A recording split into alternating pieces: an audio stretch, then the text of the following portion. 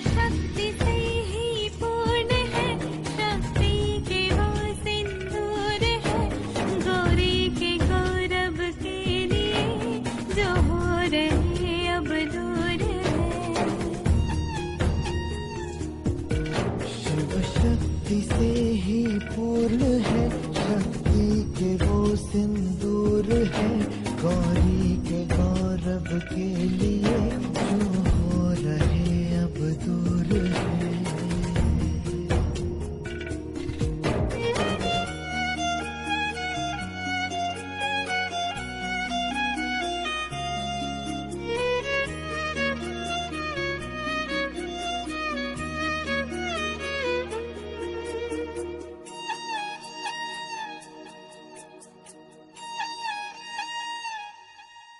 कोई तोड़ना है बिछाह का, नहीं बोले मन के मोह का।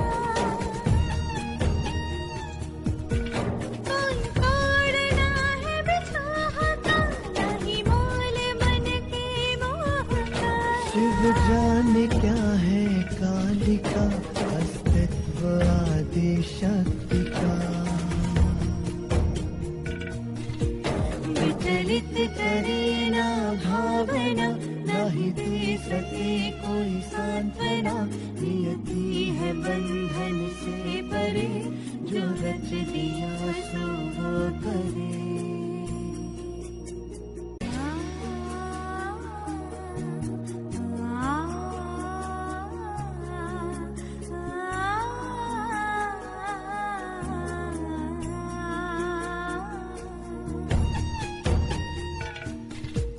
कैलाश की गृह स्वामिनी, शिव की हूँ मैं अर्धांगिनी।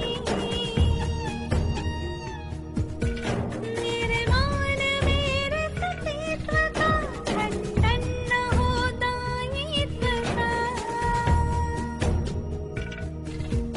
अब ना कोई अवरोध हो, मुझ मेरेपन का बोझ हो।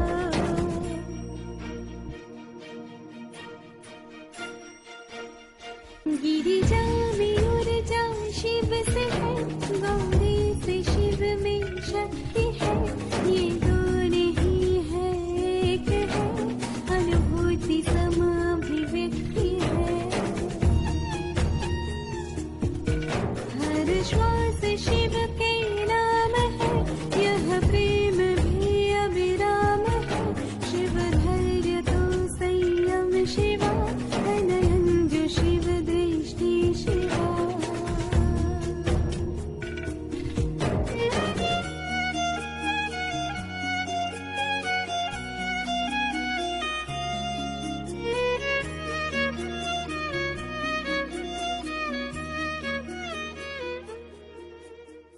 ओम शांति।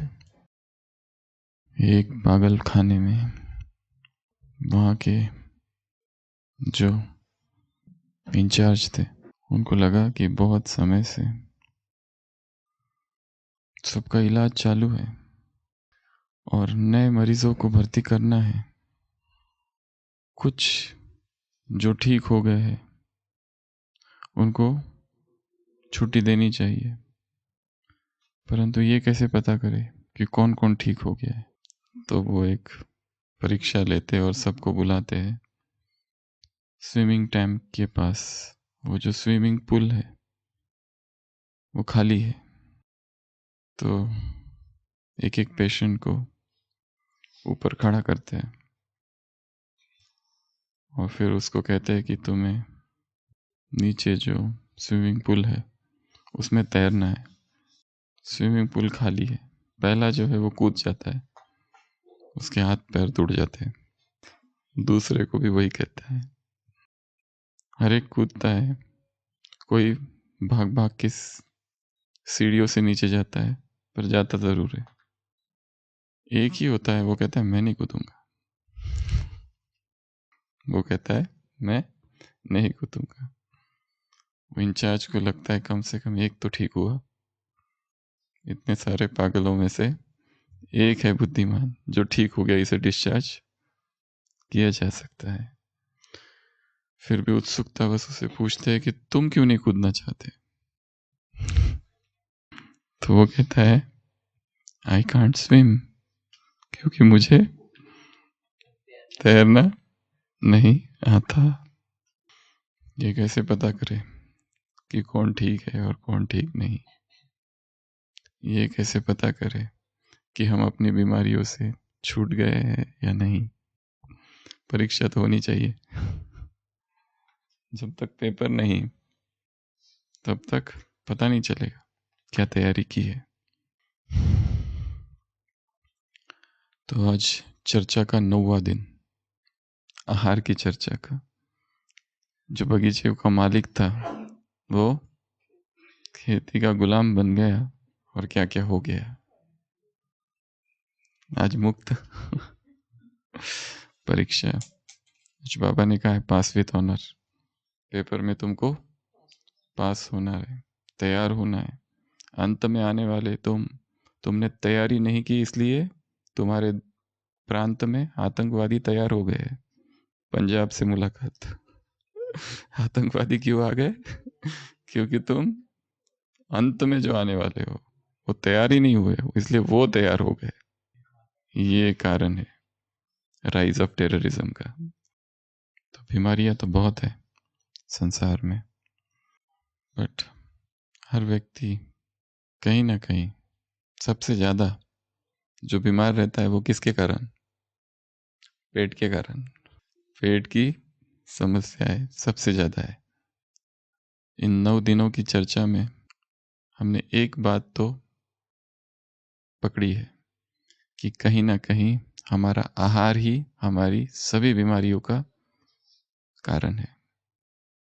जो कुछ शरीर में हो रहा है उसका सीधा संबंध आहार से है।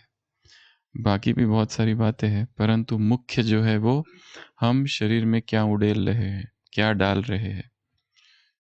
जो कुछ भी डाला जा रहा है वो कुछ ना कुछ तो कर रहा है शरीर में। मेडिकल में 2-3 शब्द है, फार्मेकोकाइनेटिक, pharmacodynamics, drug to drug interaction.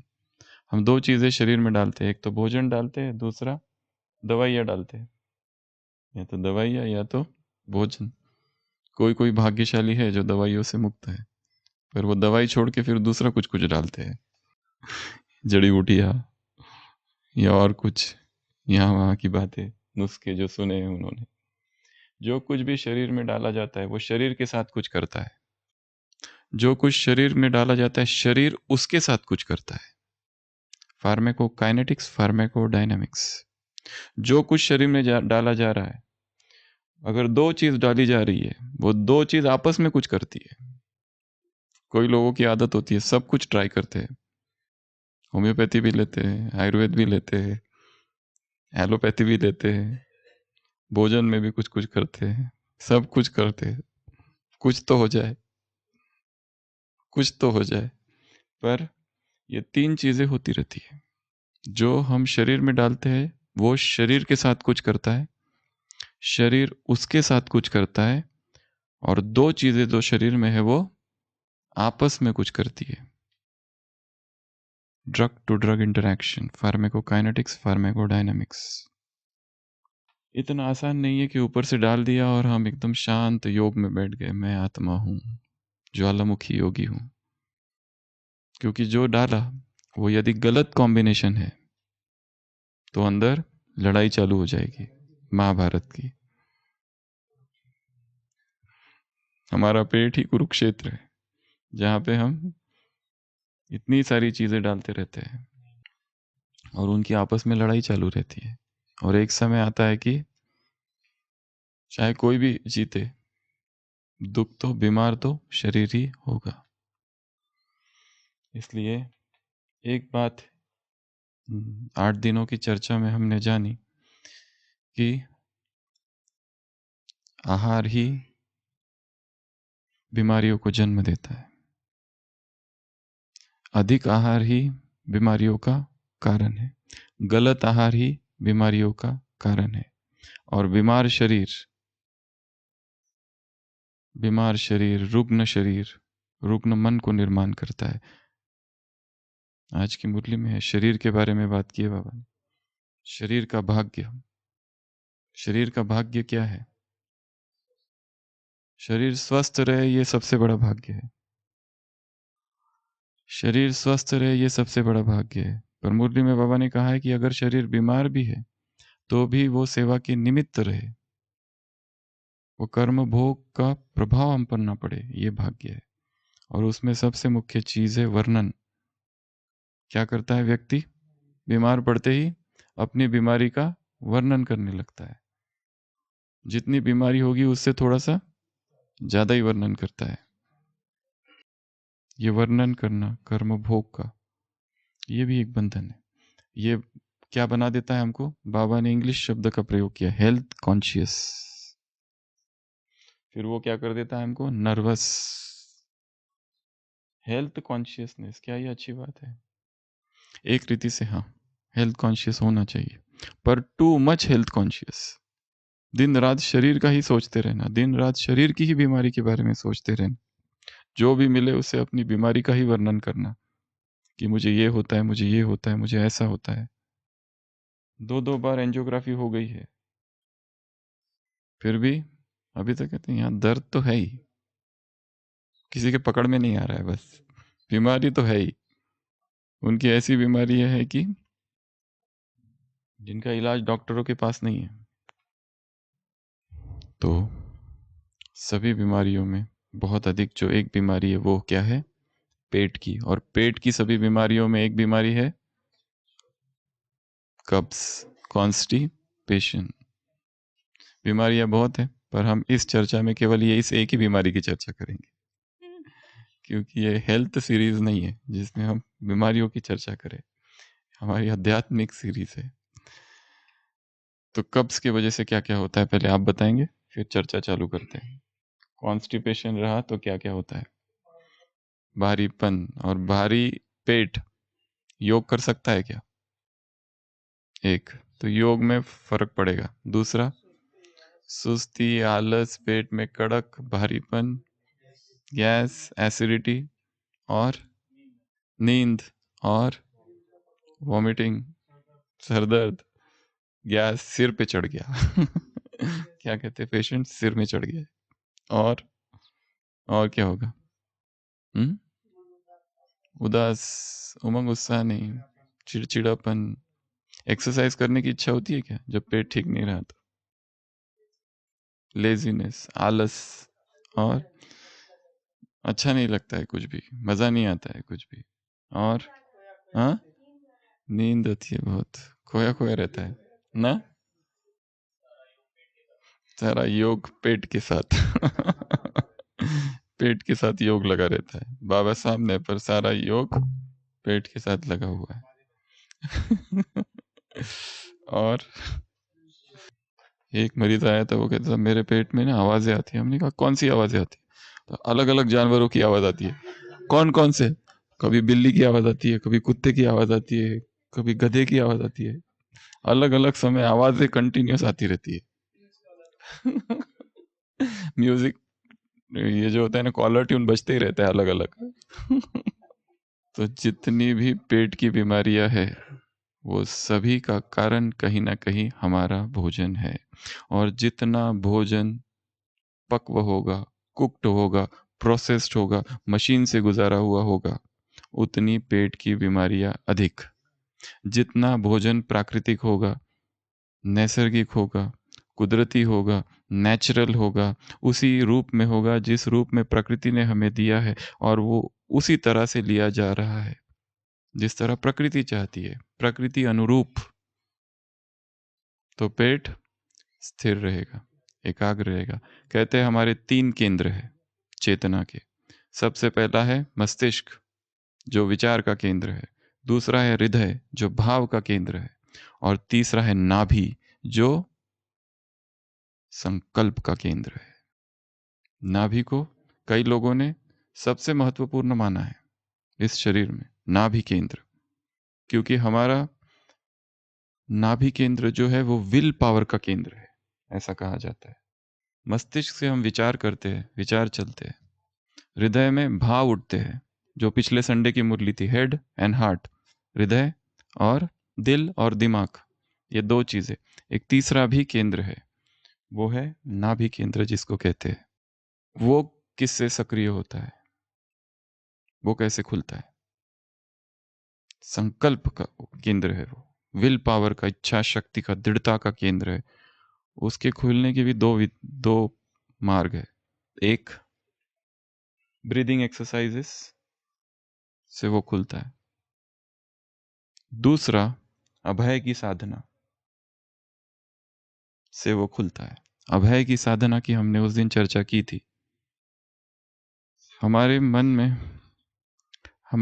में या हमारे जीवन में ऐसे कई सारे केंद्र हैं मस्तिष्क में जो भय है, जहां पर अगर उनको यदि खोलना है तो वो सारी चीजें करना है जिससे भय लगता है, भय का सामना करना। अभय अर्थात भय का अभाव नहीं, संपूर्ण भय के साथ साहस का प्रदर्शन करना, ये अभय है। जो हमेशा हमको डराता है वही चीज करनी। जिस दिन भय से मुक्ति होगी, संकल्प का केंद्र जागृत होता है। हमेशा भय रहता है, मुझे ये ना हो जाए, मुझे वो ना हो जाए, ये बीमारी, कुछ नहीं होगा, जाओ के देखो। हमेशा भय रहता है ट्रैवल का, यहां से नीचे जाएंगे उल्टी होगी, कुछ नहीं होगा, जाओ करके देखो, कुछ भी नहीं होगा। हमने कभी उपवास किया नहीं, हमने कभी फास्टिंग किया नहीं, फास्टिंग का डर लगता है, करके देखो, वो सफल हो गया तो जो भय का एक केंद्र है वो खुल जाएगा और उससे मुक्ति होगी। तब ये नाभि केंद्र खुलेगा। नाभि केंद्र ये दो ही चीजों से खुलता है। ब्रीदिंग एक्सरसाइज ये एक अलग टॉपिक है, इसको हम आगे के सेशन में कभी लेंगे कि कौन से श्वास की प्रक्रिया से ये नाभि का केंद्र खुलेगा। डांटेन, क्या कहते हैं, डांटेन, अलग अलग नाम है उसको, टुम्मो ब्रीदिंग वगैरह वगैरह वगैरह। तो ये जो केंद्र है ये बहुत महत्वपूर्ण केंद्र है। जब जब हम अपने जीवन के एक एक भय को जीतते जाते, हम आगे बढ़ जाते। और उस दिन भी कहा था, सन्यासी अर्थात वो संसार क्यों छोड़ता है, इसलिए नहीं कि उसको एकांत चाहिए, वो अभय का प्रदर्शन है उसके। कल की कोई परवाह ही नहीं, न पत्नी न बच्चे न कोई, जो होगा देखेंगे, न पैसे है न कुछ है, बस निकल पड़ो अकेले। किस लिए? अभय की साधना है वो। तो पेट की तरफ थे हम। तो जब पेट कमजोर, कॉन्स्टिपेटेड पर्सन, धीरे धीरे उसका माइंड भी कॉन्स्टिपेटेड हो जाता है, धीरे धीरे मन भी इमोशनली भी कॉन्स्टिपेटेड हो जाता है, वो इमोशनल कॉन्स्टिपेशन। तो ये बीमारी कोई नई नहीं है, बहुत पुरानी है कॉन्स्टिपेशन की, सदियों से चालू है। मार्टिन लूथर था, जिसमें क्रिश्चियनिटी के दो भाग है, कैथोलिक्स और प्रोटेस्टेंट। जो प्रोटेस्टेंट क्रिश्चियनिटी का प्रचारक या जिसने सूत्रपात किया वो था मार्टिन लूथर। उसके लिए कहा जाता है वो हमेशा कॉन्स्टिपेटेड रहता था। सारी उसने जो कुछ रिफॉर्मेशन की सूत्र बनाए वो उसके वो टॉयलेट रूम में बैठ कर ही बनाए हैं। अर्थात ये जो प्रोटेस्टेंट क्रिश्चियनिटी निकली वो उसकी पूरी उस टॉयलेट का अध्ययन किया गया, कैसा था, कितना ये था, 400-500 वर्ष पुराना टॉयलेट, उस पर भी स्टडीज है। मार्टिन लूथर का ये टॉयलेट है, यहाँ बैठ के उसने सारी रचनाएं की कि क्या क्या दोष है और क्या क्या नई नई चीज़ें करनी चाहिए। तो कॉन्स्टिपेशन ने व्यक्ति को कभी छोड़ा ही नहीं है, और हमने कॉन्स्टिपेशन को बहुत सारी चीज़ों से जोड़ा है। कॉन्स्टिपेशन के कुछ पहलू हम अब देखेंगे। सबसे पहले तो मेडिकल पहलू, कॉन्स्टिपेशन होता क्यों है। पहले कॉन्स्टिपेशन की परिभाषा जो मेडिकल साइंस कहती है, वो आपके हिसाब से क्या है कॉन्स्टिपेशन, किसको कहेंगे? बहुत सारी परिभाषा है, पर कब्ज, हफ्ते में 3 बार से कम, इसको कॉन्स्टिपेशन कहा है मेडिकल साइंस। हफ्ते में लेस देन 3 टाइम्स, इसको कॉन्स्टिपेशन कहा है। और कॉन्स्टिपेशन क्यों इंपॉर्टेंट है? क्योंकि जो व्यक्ति लंबा समय कॉन्स्टिपेटेड रहते हैं, कब्ज जिनको रहता है, उनको क्या होता है? Fisher, haemorrhoids, piles, faecal infection, ये 3 मुख्य चीज है। जो मल है वो कड़क पत्थर जैसा हो जाता है और फंस जाता है, फिर कोई दवाई काम नहीं करती है, मैन्युअल रिमूवल करना पड़ता है उंगली से, तो भी नहीं काम करता है कई बार। ये 3 मुख्य चीज़ है। एक तो फिशर, क्योंकि जो एरिया है एनल रीजन, वहाँ पे व्यक्ति कंटिन्यूअस कॉन्स्टिपेटेड है, स्ट्रेन करता है, दबाव लगाता है, तो वो एरिया फटने लगती है, वहाँ फिशर होता है, फिर ब्लीडिंग होती है, पाइल्स होता है, खून कम हो जाता है, फिर खून चढ़ाओ, फिर सब कुछ चालू होता है, एक एक बीमारी बढ़ती जाती है। फिशर्स एंड पाइल्स, ये 2 मेन चीज़ें। और फीकल इम्पैक्शन, फीसेस जो है वो कड़क हो जाता है, हार्ड, और फिर व्यक्ति हर चीज़ करता है अपने आप से इससे मुक्त होने के लिए। डॉक्टर के पास तो बहुत बाद में जाता है, बाकी बीमारियों के लिए तुरंत जाता है। ये ऐसी एक बीमारी है कि तुरंत कभी नहीं जाएगा, जो उससे हो सके सब करता है। उंगली से निकालना, गणेश क्रिया कहते हैं उसको। ये नेचुरली व्यक्ति करता है, सब कुछ करता है। तो परिभाषा क्या बताई इसकी कि हफ्ते में 3 बार क्या क्या होता है इसमें, या तो दर्द होता है, या तो फूलता है पेट, और इसके कारण डेफिनेशन तो ये बता दी। कई सारे दूसरी प्रकार की डेफिनेशंस भी है। एक तो हार्ड स्टूल, या तो फ्रीक्वेंसी कम, या तो पेट में फूलना, या दर्द होना, ये सब भी उसी की परिभाषा में आता है। या फिर ऐसा लगना जैसे पूरा साफ नहीं हुआ है, इनकम्प्लीट इवैक्यूएशन की फीलिंग। साफ तो हुआ है पर अभी 2 घंटे के बाद फिर जाना है, फिर 2 घंटे के बाद फिर जाना है, क्लास से पहले जाना है, फिर क्लास के बाद जाना है, फिर मुरली से पहले जाना है, मुरली के बाद जाना है, फिर भोजन के पहले जाना है, भोजन के बाद फिर जाना है। बॉवेल मूवमेंट्स पे कोई कंट्रोल ही नहीं, मतलब तृप्ति नहीं है, सब जगह संतुष्ट मनी है एक्सेप्ट पेट के प्रति संतुष्टता है ही नहीं, क्योंकि पेट हमेशा कुछ ना कुछ कर रहा है, क्योंकि जो हम उसमें डाल रहे हैं उसका कोई हिसाब ही नहीं है, जो दिख रहा है वो डाले जा रहे हैं। हाँ, जिनको जिनको कुछ कुछ बीमारी है, शुगर है, ये वो थोड़ा सा हिसाब से करते हैं, पर फिर भी कभी कभी चीटिंग डेज, इसको कहते हैं चीटिंग, चीटिंग कर लेते कभी कभी। सब एक दिन तो करना चाहिए, 6 दिन किया, अभी एक दिन, आज ये वापस थोड़ी ना बनने वाला है कभी, तो उस दिन चीटिंग कर लेते हैं। कॉजेस, कारण क्या क्या है कब्जी के, वो ढेर सारे कारण हैं, बहुत सारे कारण डिवाइड किए गए हैं। मेडिकल में जब भी कारणों की चर्चा होती है, इटियोलॉजी जिसको कहते हैं, डिवाइड किए जाते हैं। एक तो कारण है डाइट, उसमें मुख्यतः लो फाइबर डाइट बताते हैं, और जो लोग पानी की मात्रा कम लेते हैं वो बताते हैं। मोटिलिटी, मोबिलिटी, एक्सरसाइज ही नहीं करते, बस खाना पीना सोना, थोड़ा बहुत चलते हैं, एक्सरसाइज है ही नहीं जीवन में, इसके लिए कब्जी बहुत ज़्यादा है। जब भी देखो कब्जी है ही, और वो कब्जी के लिए कुछ ना कुछ चूरन, इसबगोल, कुछ ना कुछ ले रहे, त्रिफला, कुछ ना कुछ कर रहे। फिर दवाइयाँ, कुछ कुछ दवाइयाँ हैं जिनका साइड इफ़ेक्ट है कॉन्स्टिपेशन। कई सारे पेशेंट्स जो ऑलरेडी दवाइयाँ ले रहे हैं, जैसे कि कुछ बीपी की टैबलेट्स है, कुछ जो थायराइड के पेशेंट होते हैं उनको कब्जी रहती है, या ओपियोइड्स पेन किलर्स होते हैं, उनका तो कब्जी होना ही होना है उनको, जो ओपियोइड पेन किलर लेते हैं। तो ऐसी बहुत सारी बड़ी लिस्ट है दवाइयों की। अगर किसको कब्जी है तो पहले तो ये देख लेना है कि मैं जो दवाइयाँ खा रहा हूँ कहीं कब्जी इनके वजह से तो नहीं। जैसे हमारे एक वरिष्ठ भाई है यज्ञ के, उनके पैरों में हमेशा सूजन रहती थी, उनको बीपी की एक गोली चालू थी। जब भी वो डॉक्टर के पास जाते थे, बहुत सीनियर डॉक्टर, वो कहते थे वही गोली को चालू रखो, वो जो चल रहा है सेम चलने दो, और सूजन की अलग से देते थे, सूजन कम होती थी फिर आती थी। एक बार वो बड़े डॉक्टर विदेश चले गए, उनका जूनियर डॉक्टर था, तो उन्होंने दिखाया है ये दवाइयाँ चालू, होने का ये गोली इसके वजह से, इसको हटाओ, दवाई को जैसे हटा दी सूजन खत्म। तो कुछ बहुत सी ऐसी दवाइयाँ हैं, उसके मेडिकल में ऐसा कहा जाता है drug which has no side effect is not a good drug. ऐसा हो ही नहीं सकता कि कोई ड्रग है उसका कोई साइड इफेक्ट ही ना हो। इसके लिए प्योर शरीर की एक परिभाषा ये भी है कि जिसे किसी भी दवाई की आवश्यकता ना पड़े। ये सारी साधना जो है 84 दिनों की, उस अवस्था तक हमको पहुंचना है कि जिसमें हमें अपने शरीर के लिए किसी भी दवाई की जरूरत ना पड़े। ऐसा हम अपना आहार करें, ऐसी अपनी दिनचर्या कर ले कि दवाइयों से मुक्त हो जाए, क्योंकि सभी दवाइयाँ क्या है, इन वन वे वो साइंटिफिक टॉक्सिन्स है, वो विजातीय तत्व है। पर क्या करें, अब बीमारी ऐसी है और ठीक नहीं हो रही तो वो लेना पड़ रहा है, और जब दवाई लेनी पड़ती है तो साथ में उसका साइड इफेक्ट भी आपको एक्सेप्ट करना पड़ेगा। अभी नहीं तो कभी ना कभी तो होगा।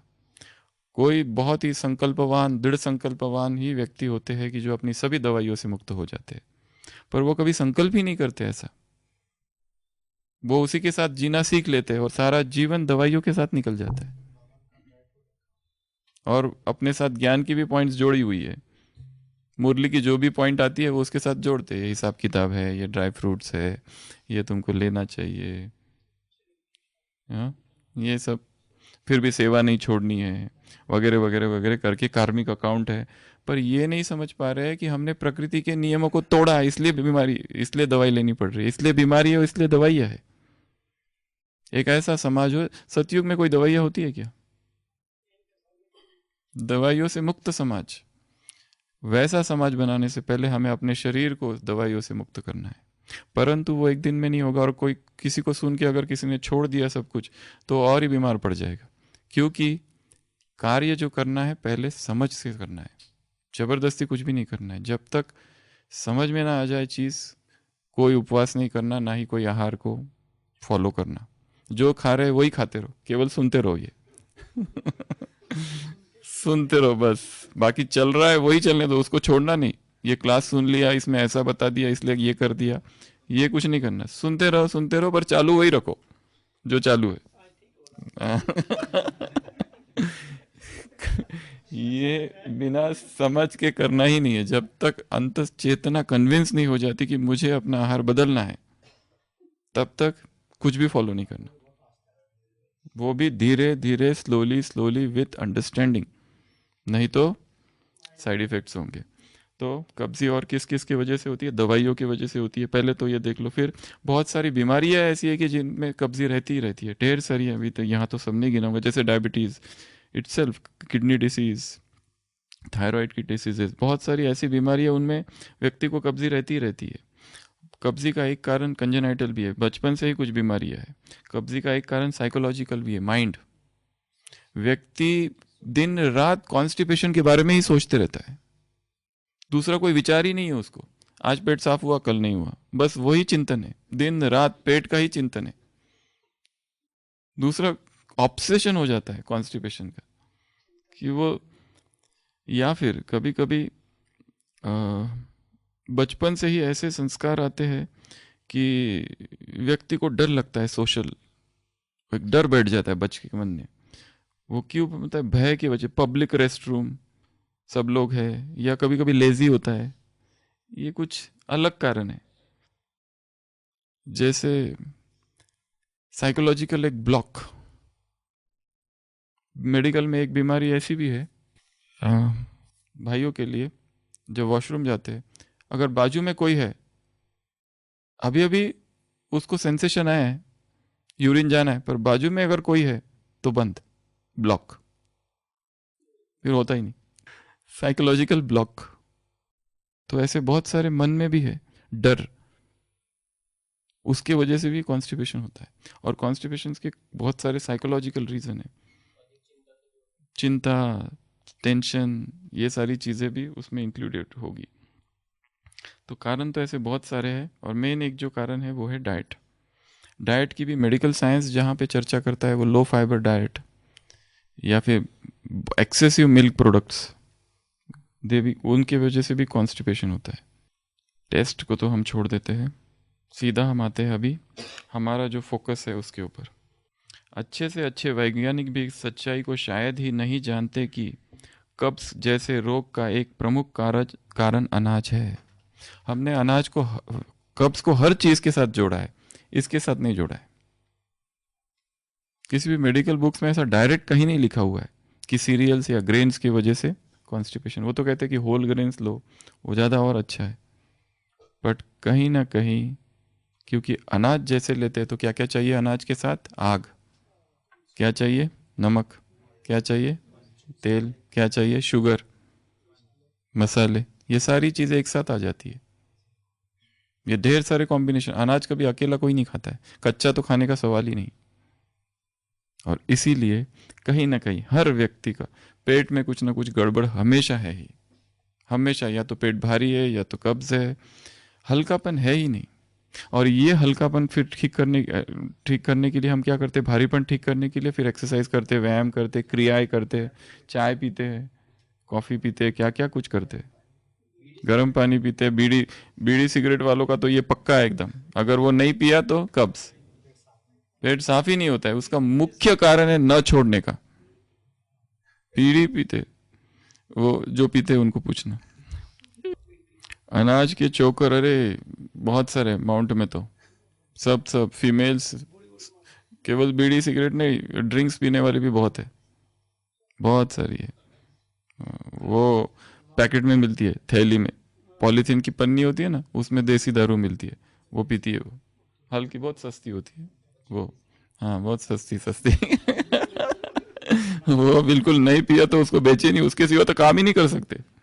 ऐसी कितनी है। हाँ हाँ, वो तो छोटे छोटे पैकेट में इतना रहता है एनर्जी ड्रिंक उनका उसके बाद काम कर सकते हैं, वो कुछ भी काम कर, वो काम करते हैं। बहुत है माउंट में, बहुत ज़्यादा।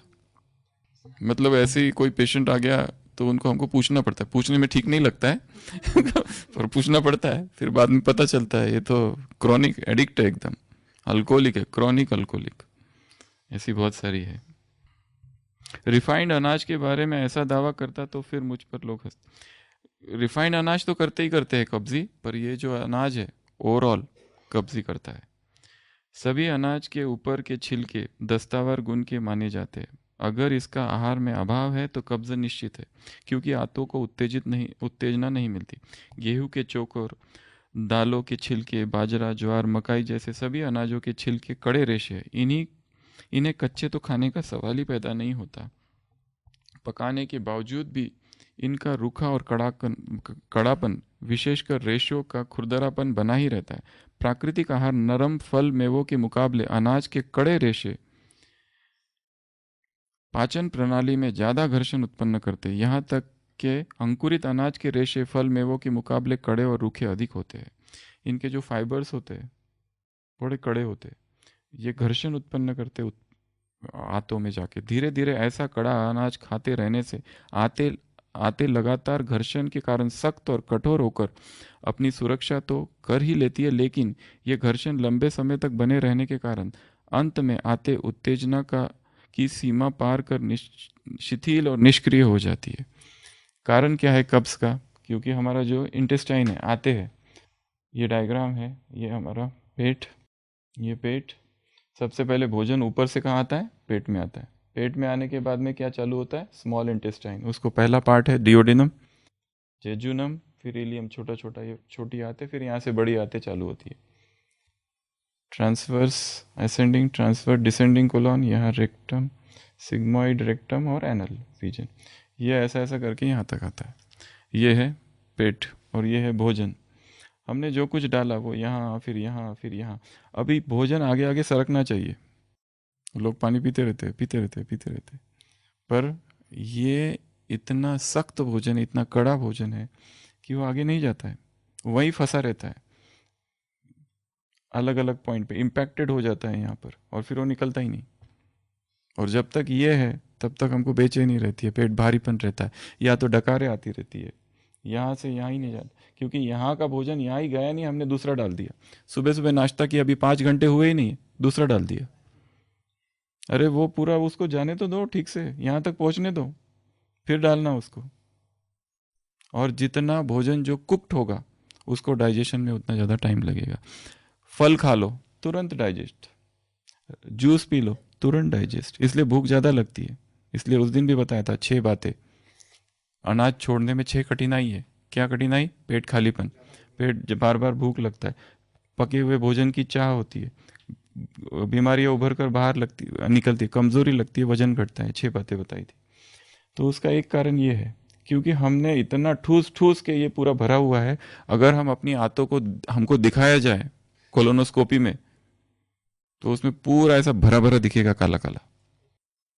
कई लोग वो कराते हैं colon irrigation, colon therapy, nature cure centre में जाके मशीन लगाते हैं, उससे पूरा सफाई करते हैं और वो सारा कांच से दिखता है निकलता हुआ। कोलोन हाइड्रोथेरेपी जिसको कहते हैं, कई लोग कराते हैं ये। तो ये सारी जो चीज़ें हैं ये क्यों है? ओवर ईटिंग की वजह से। गलत आहार की वजह से। इसीलिए यदि कब्ज से छूटना है तो सबसे पहला प्रिंसिपल, अनाज को कम करो। इतने सालों से 3 बार हमने अनाज खाया है, नाश्ते में भी अनाज, नाश्ते में भी रोटी, दोपहर में भी रोटी, रात में भी रोटी, 3 3 बार अनाज, उधर भी चावल, इधर भी चावल, उधर भी चावल। रोटी को कम करो, अनाज को कम करो, तब कहीं जाके इस कब्जी से मुक्ति होगी, क्योंकि इस कब्जी का सीधा संबंध योग से है। पेट, कई सारी आध्यात्मिक संस्थाएं, उन्होंने तो ऐसा कहा हुआ है कि मेडिटेशन के लिए सबसे फर्स्ट क्राइटेरिया है क्लीन स्टमक। बिना क्लीन स्टमक के, बिना एनिमा लिए वो अलाउ ही नहीं करते मेडिटेशन में बैठने के लिए, क्योंकि आहार ही तुम गलत ले रहे हो तो इनिमा फिर जरूरी है। अगर आहार ठीक है फिर इनिमा किसी की जरूरत नहीं है, किसी योगिक क्रियाओं की जरूरत नहीं है। अग्निसार क्रिया और क्या क्या करते हैं लोग, शंख प्रक्षालन, बहुत सारी चीजें हैं। ये एक रीति से अच्छा है, बट एक तरफ गलत आहार दिए जा रहे हो, फिर ये किए जा रहे हो, फिर करते रहो ये। अगर जब तक वो नहीं बंद होगा ये नहीं बंद होगा, ये चालू रखना पड़ेगा जीवन भर। फिर तो दोनों ही चीजें साफ चाहिए, क्लीन चाहिए, क्योंकि ये यदि भरा पड़ा है आप योग नहीं कर सकते। इसलिए अमृत वेला योग क्यों इतना अच्छा होता है, क्यों? एक कारण ये है कि उस समय साफ हुआ है, और जिनका नहीं होता है उनको नींद आती है। फिर जिनको नींद बहुत आती है उसका भी एक कारण कॉन्स्टिपेशन है। कोई सब गोल खाकर, कोई त्रिफला खाकर, कोई पालक मेथी की पत्तियां खाकर, कोई गर्म दूध पीकर, कोई चाय तंबाकू पीकर, कोई नवली उड़ियान जैसे योगिक क्रिया कर कर, कोई गर्म पानी की पीकर, प्रत्येक बूढ़ा व्यक्ति कोई ना कोई तरीका अपना कर हाथों को उत्तेजित कर नियमित शौच लाने का कोशिश करता है। क्या चाहिए? उत्तेजना चाहिए, तो ये आगे बढ़ता है। ये अभी शिथिल हो गए, डल हो गए, उसको धक्का मारने की ये सारी क्रिया है, और इससे नहीं होता फिर दवाई है। फिर एलोपैथी में ढेर सारी दवाई है, उसके बहुत सारा क्लासिफिकेशन है, इससे नहीं हुआ तो ये, उससे नहीं हुआ तो वो, और हर दिन नई नई दवाइयाँ निकलती जा रही है। ऐसी पावरफुल दवाइयाँ हमारे पास कि पेशेंट लूज मोशन के साथ आता है, कॉन्स्टिपेशन के साथ जाता है। ऐसी रोक देती है दवाइयाँ, या तो कॉन्स्टिपेशन के साथ आता है, ऐसी दवाई देते कि लूज मोशन ही हो जाता है उसको, उससे परेशान, पहले उससे परेशान था अब इससे परेशान। हमने कभी ऐसा पूछा ही नहीं कि हमें ऐसा करने के लिए मजबूर होना पड़ा, क्यों होना पड़ा, वास्तविकता क्या है। प्रकृति ने हमारे हाथों की ही नहीं, शरीर के प्रत्येक अंगों को एक जिम्मेदारी सौंपी है, और वो उसी विशेष कार्य हेतु रचा गया। प्रत्येक अंग हमारे अंतिम श्वास तक अपनी पूरी क्षमता से सक्रिय कार्य करने को कटिबद्ध है। जो कुछ हमको दिया गया है सब कुछ दिया हुआ है, पर फिर भी वो अगर गड़बड़ हो रही है तो कुछ ना कुछ हमसे गलती हो रही है। परंतु हम गलत आहार और गलत जीवन द्वारा जब उसके साथ गलत व्यवहार या अत्याचार करते हैं तो मजबूर होकर हमारे अंगों को अतिश्रम के कारण शिथिल होना पड़ता है। बुढ़ापे में आंतों का ही नहीं, सभी अंगों का शिथिल होना ही इस बात का ठोस सबूत है कि शरीर को उपयुक्त सही प्राकृतिक निर्धारित आहार नहीं दिया गया, बल्कि गलत आहार दिया जा रहा था। दूसरा, अनाज की उत्तेजना के प्रमुख 2 कारण, अनाज के कड़े रेशे द्वारा घर्षण और अधपच से अनाज की सड़न और अम्लता का घर्षण। लगातार घर्षण के कारण आंतों के मल को नरम करने वाली तेलीय ग्रंथियां नष्ट और कठोर होकर मल को नरम नहीं कर पाती। मल को सूखा रखकर, एक होता है ड्राई स्टूल्स, वो भी एक है सूखा सूखा, फिर ये सब बीमारियां होती है। तो क्या क्या करते, कटी स्नान करते कुछ लोग, एनिमा लेते कुछ लोग, ये सारी लोग क्रियाएं करते, पर जब तक मूल कारण को ठीक नहीं किया जाएगा तब तक ये ठीक नहीं होगा। सारी रेचक औषधियां, जो रेचक अर्थात दस्त कॉज करने वाली, वो क्या करती है, हंटर मार मार कर निचोड़ देती है हाथों को, अंत में ये भयंकर कब्ज का रोग बना देती है। ये जो कुछ भी है, जो कुछ हम लेते हैं, ये सब का मूल कारण है मूल गलत आहार। जेथे खाइए तेथे जाइए, ये एक नियम है। अर्थात क्या, जितनी बार खाए उतनी बार अगर शौच नहीं जाते तो निश्चित ही आप कब्ज के शिकार है। 3 बार अगर खाते हैं तो कितनी बार जाना चाहिए? 3 बार। हम कितनी बार? 1 बार जाना भयंकर कब्ज नहीं तो और क्या। कई लोग कहते हैं हमारा 1 बार सुबह हो गया कि बस आपको जरूरत ही नहीं, आप सीधा अगले दिन। अब ये जो कुछ डाल रहे हैं सारे दिन भर, वो सब जमा हो रहा है वहां, और वो जम के वहां सड़ रहा है, वो फर्मेंट हो रहा है, और फिर बीमारियां होती है। और फिर हम कहते हैं बीमारी मुझे कैसे हो गई? मेरा कैसे पॉजिटिव आ गया, ये हो गया, वो हो गया, क्योंकि अंदर सब कचरा भरा हुआ है। जब तक ये साफ नहीं करते, पूरा क्लेंजिंग, सफाई फर्स्ट, सफाई अभियान है ये। जब तक पेट साफ नहीं होता ना, तब तक कुछ भी ठीक नहीं, मुराद हासिल ही नहीं है तब तक। प्राकृतिक आहार जितनी बार भोजन करते हैं उतनी बार उन्हें शौच जाना पड़ता है। गाय, बकरी व अन्य प्राणियों में भी इस सत्य को क्या आप अनुभव नहीं कर सकते? संसार में ऐसा कोई प्राणी है जो बुढ़ापे में कब्ज का शिकार है? मनुष्य छोड़कर। हमारे सारे अंग कमजोर और शिथिल हो गए गलत आहार से। इसके लिए उसको जितना हो सके प्राकृतिक जितना दिया जाएगा, धीरे धीरे सबसे पहले सफाई होती जाएगी। और जैसे ही पाचन शक्ति इससे मुक्त होगी, ऊर्जा का अनुभव होगा, बीमारियों से मुक्ति होगी, कब्ज होगी नहीं। प्राकृतिक आहारी अर्थात योगी, अर्थात उसको पता ही ना चले कि मुझे पेट भी है। स्वास्थ्य की सबसे बड़ी परिभाषा क्या है पता है? जैसे हमें यहाँ अगर पेन है तो सारा ध्यान उसकी तरफ जाता है। अगर पेन है ही नहीं, हाथों में पेन नहीं, तो हाथों का कोई विचार है? विस्मृति, शरीर की विस्मृति, ये डेफिनेशन है हेल्थ की। जैसे ही यहाँ घुटनों में दर्द चालू हुआ, सारा ध्यान घुटने की तरफ, अर्थात बीमारी। ये है रोग की परिभाषा। एक वो अवस्था की जिसमें हम बैठे हैं पर कहीं कोई भी दर्द नहीं, वो परिभाषा है स्वास्थ्य की रियल परिभाषा। तो लास्ट भाग, मानव आहार को अच्छी तरह गौर करे तो स्पष्ट हो जाएगा कि प्रकृति ने निर्धारित सभी आहारों को कोमल बनाया है, जिसे आग में डालकर कोमल बनाने की मूर्खता नहीं करनी पड़ती है। माँ का दूध कितना कोमल, चिकना, कितना रसदार फल, गुद्देदार फल, ताज़ी अवस्था में आते तो आते जीभ भर भी इसका घर्षण अत्यंत कोमल रूप से होता है, जीभ में भी घर्षण। अब ये 2-3 बातें लास्ट है। 3-4 महीने फल मेवे पर रहने के बाद अनाज खाए, देखो फिर क्या होता है। पेट में गड़बड़ और दस्त इसको सिद्ध करता है कि अनाज के रेशे कठोर होते हैं।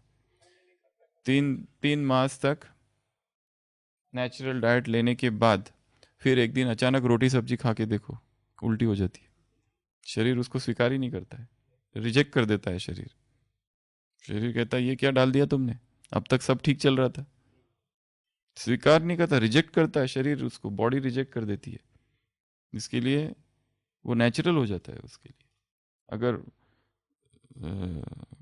जो भी हम शरीर में डाल दे 3 मास और अचानक एक नया आहार डाल दे तो बॉडी रिजेक्ट कर देती है। कठोर अनाज के रेशों को नरम करने के लिए आग का सहारा लेना पड़ता है। फल मेवों को आग में डालने की, फल को कोई गर्म करता है क्या ज़्यादा टेस्टी बनाने के लिए? आजकल तो वो भी कर रहे हैं, एप्पल को भी गर्म करते हैं, केले को भी गर्म करते हैं, उसकी भी सब्जी बनाते हैं। वो पहले इतना मीठा, इतना रसीला, इतना सब कुछ अच्छा है उसमें, उसको भी ये सब कर रहे हैं।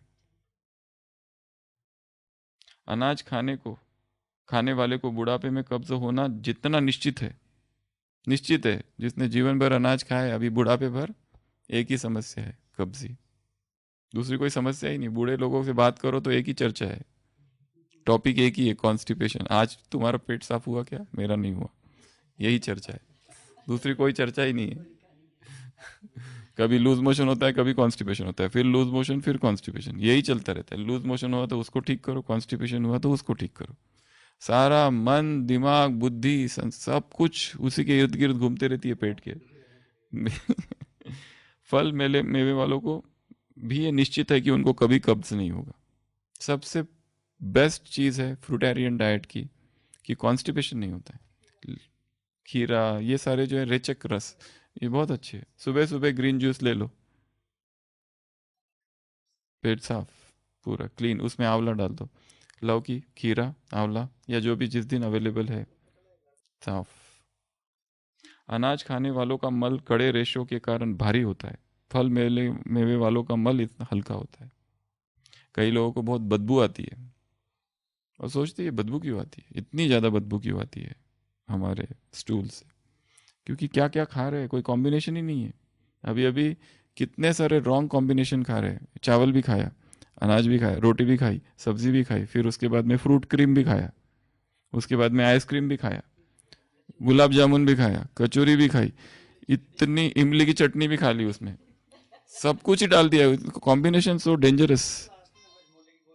और रात में हाजमोले की गोली, और रात में वो क्या, सोप, गुड़, मुखवास, food is a information, food एक सूचना है, वो हमारा शरीर रीड करता है और इतना कंफ्यूज हो जाता है वो।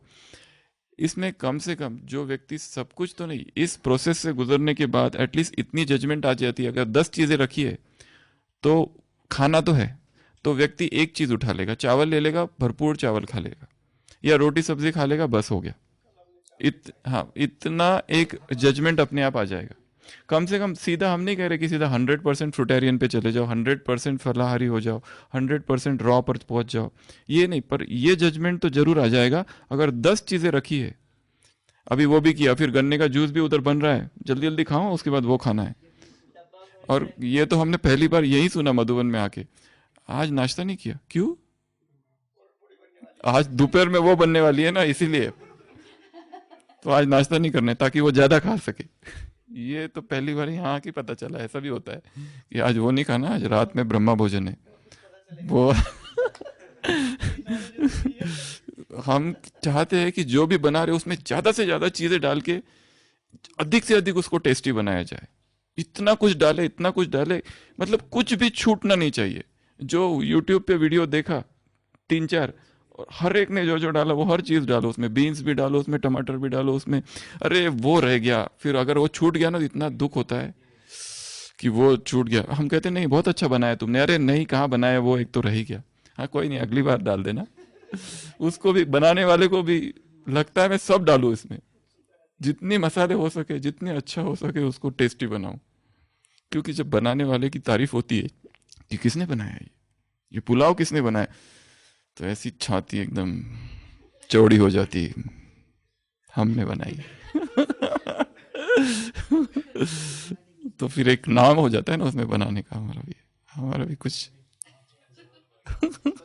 फिर अरे पर हमने सीखा ना, मेहनत किसने की, तो हम इतनी सारी, ये प्रोसेस के जाने के बाद एटलीस्ट इतना तो जजमेंट आ ही जाएगा कि 10 चीजें बननी है तो मुझे क्या खाना है। हम बहुत छोटे जब थे, एक टीवी पर कार्टून आया था, कार्टून ऐसे सीरियल आते रहते ना, उसमें 2 लड़के वो ऐसे कार्टून जा रहे, मार्केट में जाते, तो पहला लड़का होता है वो कचौरी खाता है, फिर गुलाब जामुन खाता है, फिर कुछ खाता है, फिर कुछ खाता है, कुछ खाता है, बहुत सारी चीज़ें खाता है। और वो जो दूसरा लड़का होता है ना, वो 2 बॉटल अपने पास रखता है कांच की, और वो जो उसका दोस्त जो भी खाता है वो एक एक टुकड़ा उसमें डालते जाता है, और वो खुद तो जो खाता है वो उसमें डालता है, तो वो अपने इसमें वो जिलेबी का एक टुकड़ा डालता है, उसने उतने ही खाया बस। फिर वो दोनों वापस आते हैं शाम को, फिर वो जो पहला मित्र है उसको इतनी दस्त और क्या क्या हो रहा है, वो कहता है ऐसे क्यों हो गया पता नहीं मुझे, अब डॉक्टर के पास जाना है। वो कहते हैं देखो ये 2 बॉटल, ये तुम्हारा पेट है, ये मेरा पेट है। इसमें केवल एक जिलेबी है, तुम्हारे पेट में सब कुछ है। ये जजमेंट तो जरूर आ जाएगा कि 10 चीजें बनी है तो मुझे उसमें से एक ही लेनी है बस, एक समय पे।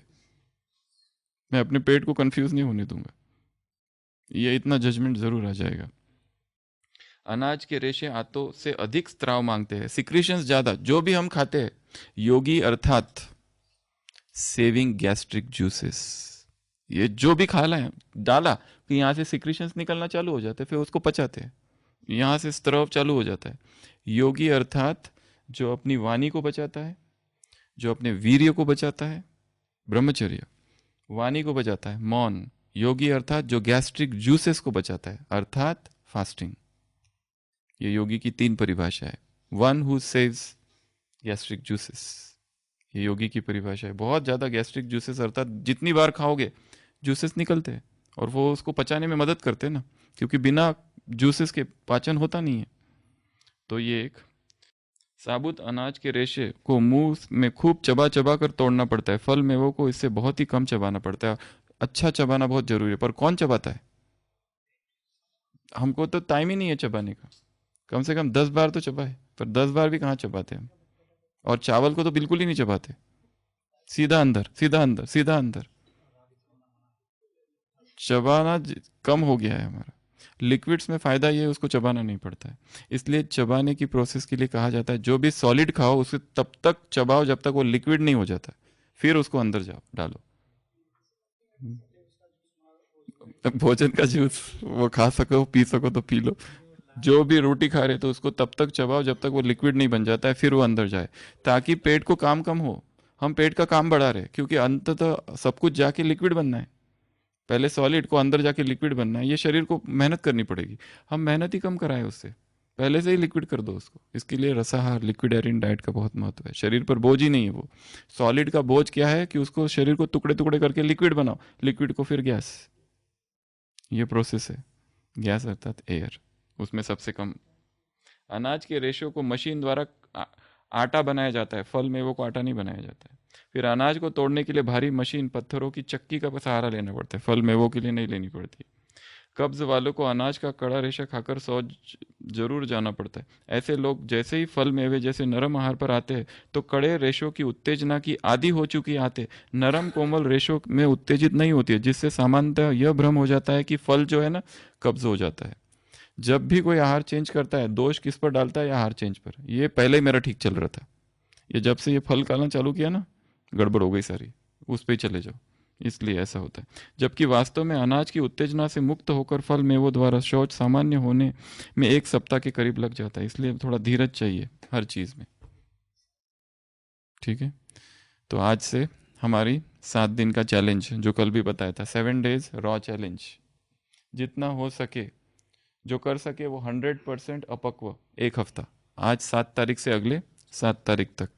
जो नहीं कर सकते अगले 14 तारीख तक, 7 तक भी कर सकते जिनको करना है। एक एक दिन, आज सफलता अगर मिल गई ना तो कल सफलता के चांसेस बढ़ जाते हैं। अगर आज तोड़ दिया संकल्प को तो कल संकल्प फिर टूटता है, उसको पोषण मिल जाता है संकल्प तोड़ने का। पर आज अगर संकल्प कर लिया तो अपने आप पावर आ जाती है आगे बढ़ने की। तो 7 डेज रॉ चैलेंज में जो कर सके वो टोटल 100% रॉ। क्या क्या लेंगे? फ्रूट, जूसेस, वेजिटेबल, सैलड्स, अंकुरित। भूखा नहीं रहना है, भरपेट जितना हो सके। बॉइल्ड आलू ले सकते तो वो लो, रागी, सत्तू, पोहा जैसे कल बताया था। ये सारी चीज़ें जो है ना, वैसे तो है थोड़ा सा गड़बड़ वाला, पर एकदम कुक से ये बेटर है थोड़ा। अंकुरित मूंग, उसकी भी अच्छी क्वांटिटी, उसको सजाओ, बहुत सारी अलग अलग तरीके से सलाद बनाओ तो वो थोड़ा टेस्टी हो जाए। तो वही तो वो फिर वो केले वाली बात है, छिलके निकाल के हाथ में रख सकते हैं, फिर मुंह में रख सकते हैं, खाएंगे नहीं। वही तो माया है। धीरे धीरे उसको थोड़ा सा गरम कर ले, अच्छा चलो गरम कर ले, अब गरम तो कर लिया, पर उसको किसके साथ खाए? थोड़ी एक रोटी खा ले, फिर रोटी आ गई, फिर उसमें वैसा तो अच्छा नहीं लगता, थोड़ा मसाला डाल दे। नहीं, इतना नहीं करेंगे पर ये हो जाता है, थोड़ा थोड़ा करके हथौड़ा लग ही जाता है। एक बार गैस चालू कर दिया कि बस फिर गए। एक बार किचन में एंट्री कर दी उसको प्रोसेस करने के लिए, गॉन। क्योंकि हाँ, वो सब फिर उसको सब चाहिए, उसमें सब आ जाएगा। संकल्प गरम करो। तो 100% रहो। जो नहीं कर सकते रात में एक बार कुक्ड, जो नहीं कर सकते, ठीक है। और जो ऑलरेडी रॉ पर है लंबे समय से, they can go straight for liquids, only liquid diet. ये सेमी सॉलिड, इसमें स्मूदी वगैरह कर सकते हैं, ये सब, ठीक है। तो ये 1 हफ्ता हम प्रयोग करके देखेंगे। हाँ, रात के समय आपको अगर चाहिए तो सबसे बेस्ट है कि जितना जल्दी हो सके रात का भोजन पूर्ण कर देना है, उसको एकदम लेट नहीं करना है। 6 o'clock, 6:30 बस। रात में जितना हो सके हल्का ही रखो। फल दोपहर को अच्छा ले लो, कई लोग रात का अच्छा भारी ले लेते हैं, दोपहर का हल्का रखते हैं। फल ले सकते हैं, जूस ले सकते हैं, सूप को गर्म करना पड़ता है। रॉ उसमें एक है टोमेटो सूप, पर गर्म नहीं करना उसको। टोमेटो जूस, टमाटर का जूस निकाल के और उसमें ये डाल दो, थोड़ा मसाला डाल सकते हैं, वो टेस्टी हो जाता है, पता नहीं चलता है वो सूप और ये सूप। दूसरा है बादाम का मिल्क, कोकोनट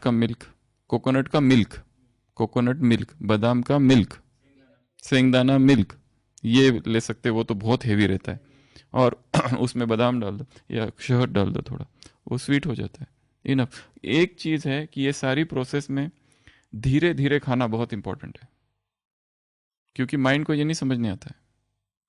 उसको 3 ग्लास गन्ने के जूस पी लिया तो भी भूखा रहेगा, और आधा ग्लास भी अगर कॉन्शियस ड्रिंकिंग करोगे तो भूख नहीं लगेगी। चम्मच से जितना हो सके जूस कैसे पीना है? चम्मच से पिया, और फिर चम्मच को वापस ग्लास में रख दो, फिर उठाया, फिर पिया, फिर रख दो, ये प्रोसेस है। तो माइंड को सिग्नल मिलता है कि हो गया, पेट भर गया। माइंड को छल करना है उसके साथ। हाँ, वो उसको कहता है क्या हो रहा है।